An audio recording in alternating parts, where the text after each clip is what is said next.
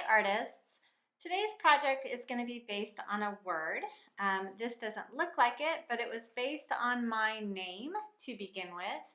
So what I did was I drew out my name, I wrote it in big block letters, I outlined, I cut it apart, I colored it, and I created a new piece of artwork.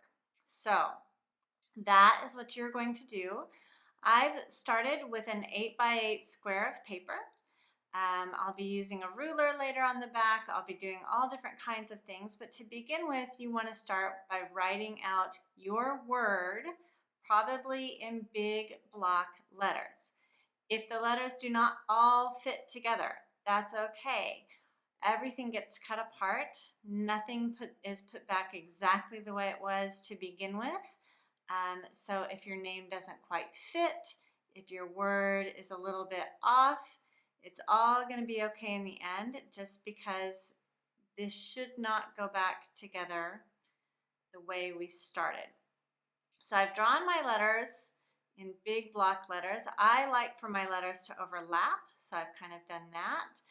And then once I have my word done, I can either put in other words around it that describe me, or I can fill it in with different kinds of shapes, which is what I'm doing here. And then once those are kind of done, that kind of breaks up my extra space. I'm going to go through and I'm going to trace over all my lines that I like with my permanent marker.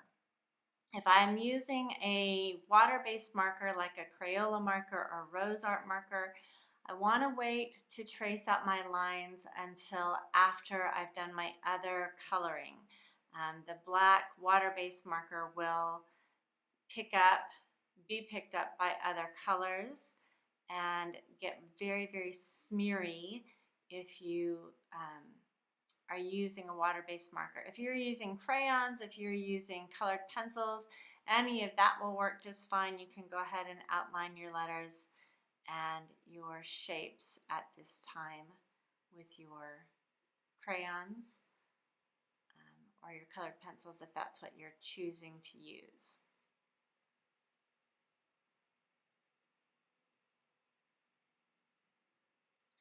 Once you have all of your letters done and any words or shapes that you want to do that are outside of that, you can take a big soft eraser. I like the big white erasers. Take one of those, and any pencil lines that did not get covered with that permanent marker, those are the things that you're going to erase. Once we're done with that, we need to start dividing up the back. This takes a little bit of time. So if you want to do it in the squares, which is what I did so that I could put it back into a square if I want to, you're going to divide your paper out. Since mine is 8x8, I'm dividing it into little 2-inch square blocks. So I'm using a ruler. My ruler is a little helpful because I have 2-inch marks, or I have my inch marks on each side. So I'm doing 2, 4, and 6 on each side. So that gives me 4 little marks to line up. It'll tell me if my line is nice and straight. And I can take my pencil, drag it straight down along that edge of the ruler, and get that 2, the 4, and the 6-inch mark going one direction.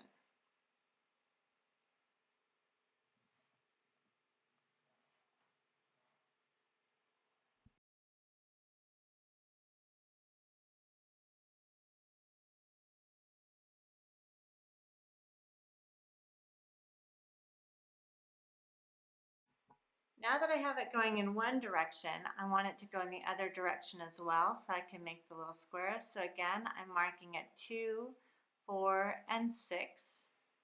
I don't have to mark the 8 because it's an 8-inch square. Again, a 2, 4, and 6. Lining my ruler up again right along those marks. All of my marks always come directly out from the ruler. They don't go along the top edge of the ruler. That helps me make sure that I always know which side of the mark to go to.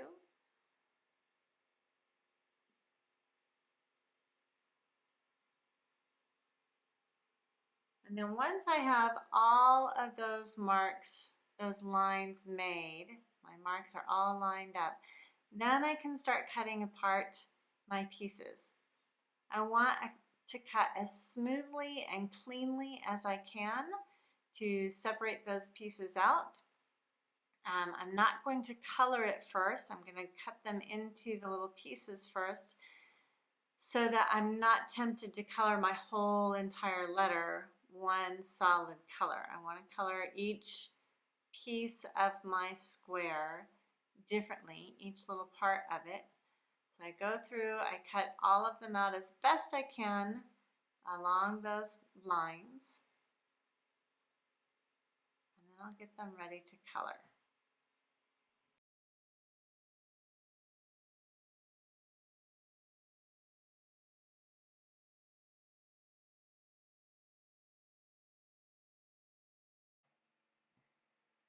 So as I finish cutting these up, I'm going to turn them all over so that I can look at the different shapes that I have on them. I have traced them out with my permanent marker. If you just have the pencil on there, that's fine. But you're going to be thinking about coloring in each one of them wherever your lines are, your color will probably change. I choose not to go over any lines with the same color. So each little section ends up being different. I'm going to choose 5 colors that I think are going to look good together with that hard black line. So when I do this, I'll be working with one color at a time, doing several different pieces, little sections on each piece. And as I color, I try to make sure that my color goes in the same direction as my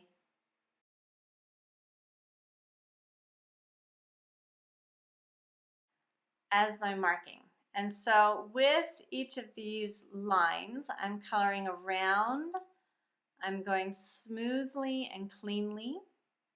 I'm making sure that because my marker goes off the paper over and over and over again, I need to make sure that I have something underneath that is not going to be messed up by my permanent marker going onto it. So I have this brown mat underneath mine. You could have a plastic placemat or anything like that. But as I go through, even with this where I'm doing the larger space, all of those little black lines, I'm going to kind of trace along them so that I'm not going into the wrong space and getting each little piece and part of it colored in, edge to edge, top to bottom, filling it in with a smooth, clean pattern. I'll go through and I'll do several pieces with this orange marker. Eventually I'll be changing to another color. And then once I'm done with all of my coloring, I'll be going through it and going back into each piece, making sure I haven't missed any white spaces. You could leave white space if you wanted to, but I think it's a lot of fun to have some really nice bright stuff. Sometimes I will have one color in a piece more than once, depending on how many spaces I have going on. Each one is going to be a little bit different, and it'll be interesting to see if they were to fit back together, if I used the same color in the same letter without realizing it, since I can't really tell what any single piece represents as far as the letters of my name or the shapes that I put out and around it.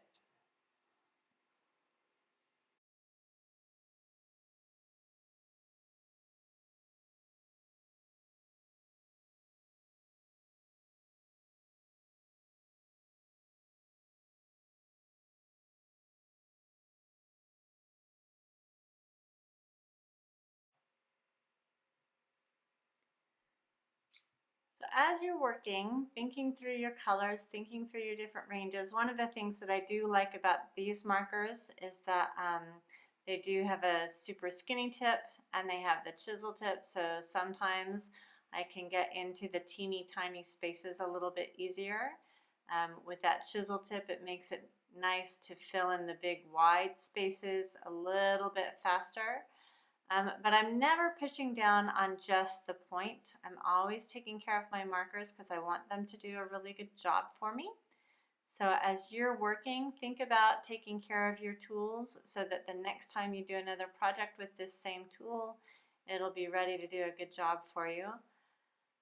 The other thing about working with one marker at a time, it makes it a little bit faster because then you're not capping and uncapping.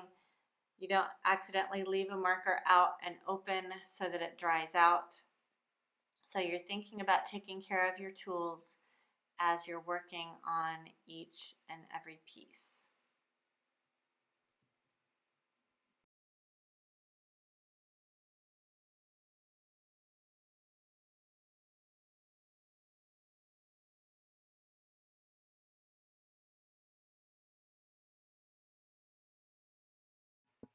Here's that skinny tip, filling in that long skinny space. It'll help with the teeny tiny circles. And you can always use just the tip of your marker. Just try to take good care of it so that it doesn't get smushed, so that you can use it over and over again, and always capping really nice and tight.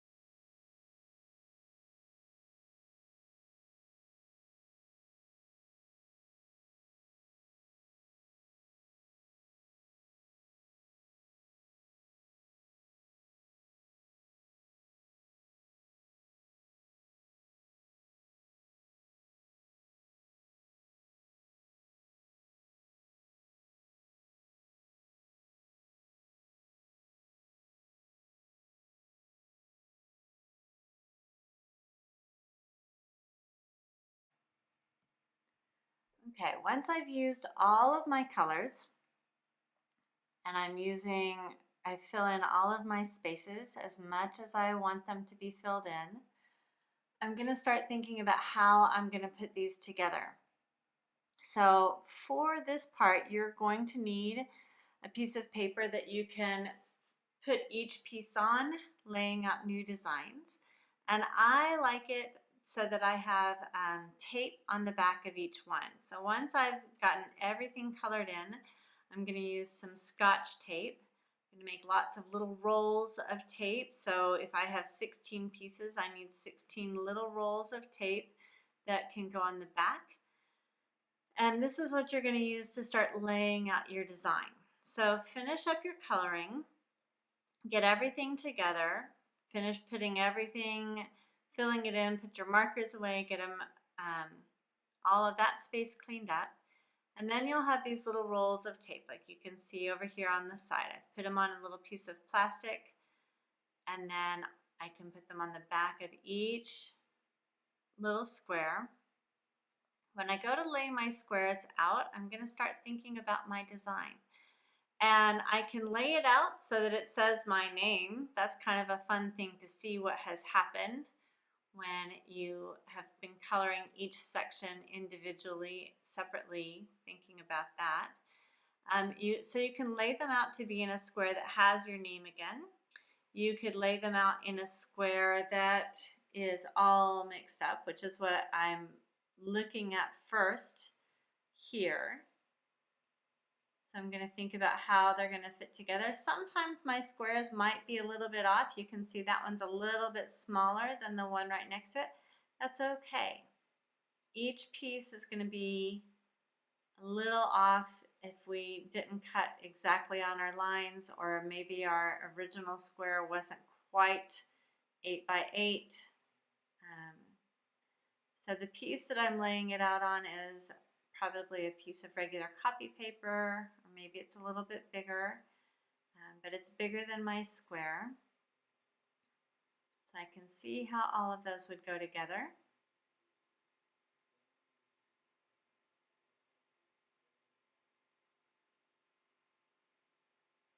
Okay. And then once I've got that figured out, if I like it, I could think about transferring it with glue onto another piece of paper. Maybe I could center it a little better, or if I lay it out on another sheet that's also 8 by 8, if I wanted to make a frame to go around it, I could do that when I'm all done with some black paper or some colored paper, something that would give it a little bit of like a finished piece of artwork. So now I'm going to take some glue and I'm going to transfer each of these pieces over. Well, I'm going to start out by doing that. But I'm going to think about how these might go together. So if I wanted this to be exactly the way I see there, I can start moving piece by piece, little by little, and laying it out. But if I don't want it to be a square, maybe I don't think my name fits into a square the way it could. Maybe I think I would like a different kind of design with my name. I can start laying it out in any shape that I want. It doesn't even have to be a shape. It can just be a design, a pattern. You can have things be off center of each other. You can leave empty spaces in the middle. When I think about myself, I don't necessarily think about fitting into a perfect little block. So if I want to start changing that up, that's my choice. You get to make whatever choices you like within the parameters of what you have to build this on. So here I have it where my corners are not lining up, my spaces are not lining up, I'm leaving some empty space in the middle. I can switch it all around. If I want to, I could take two pieces of paper and lay them together, and you'll see that in a minute.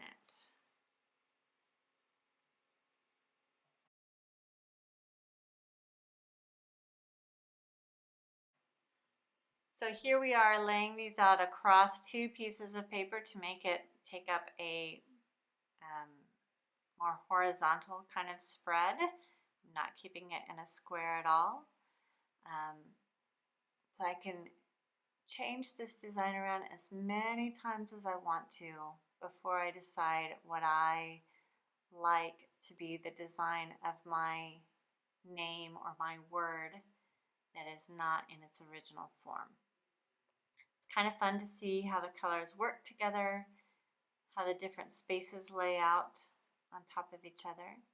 And on this piece that I showed you originally, this was my first piece that I did as a sample. And what's kind of interesting with this piece is I made it into a rectangle. It didn't look like anything was missing.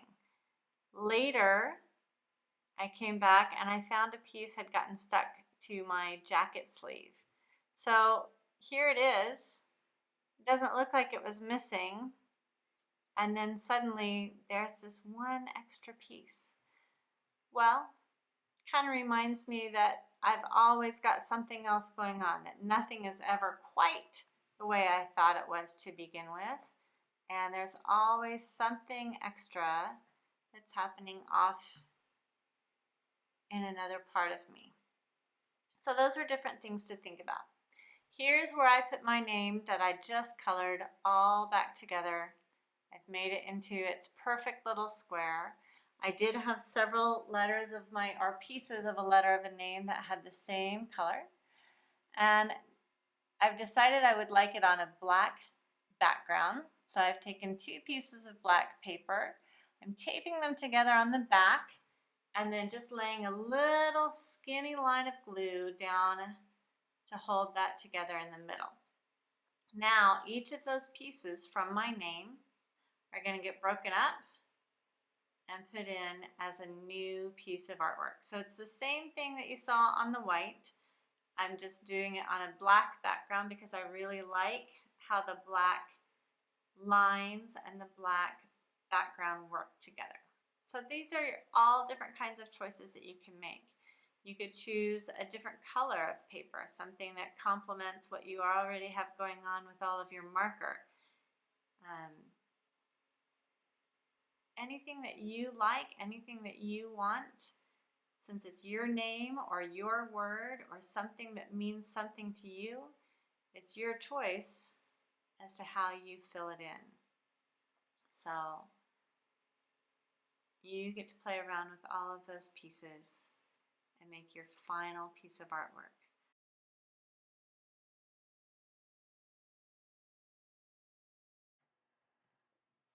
As you're laying out your design, then you're going to start gluing it. As you glue, make sure that you don't put too much glue down. Little bits around the edge, but not too close to the edge. You don't want it to smudge out. So no oozy glue, but just a little bit. Glue each piece down individually. And then once you have finished your piece of artwork, you've gotten everything glued down, you're happy with the way it looks. I hope that you will post an image of it. If you post just the final image and we can't tell what the word is, maybe let us know what the word was to begin with. I hope you have a fun time with this project, and as you go forward, think about what kind of shape, what kind of space you want to fill up, things that are important to you, how do they fit in and around you. And I will see you next time. Have fun.